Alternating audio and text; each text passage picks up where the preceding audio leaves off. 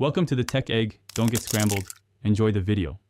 You start by verifying the HTML page you want, local file or URL, so Excel can parse it.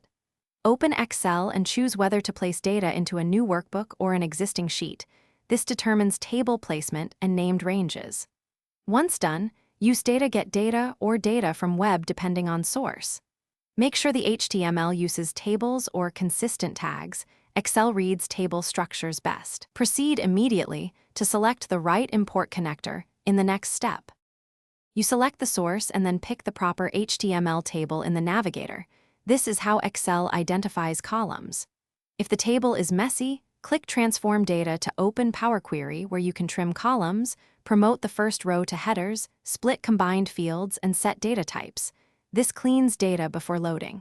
Make sure to check pagination or multiple tables. Combine queries if needed.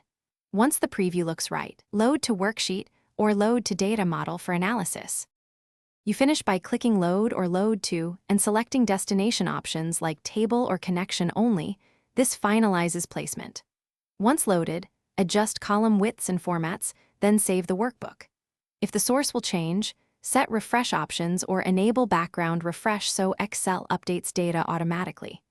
If something goes wrong, verify the HTML has proper table tags or export the page to CSV via your browser. That simple fallback often resolves parsing errors.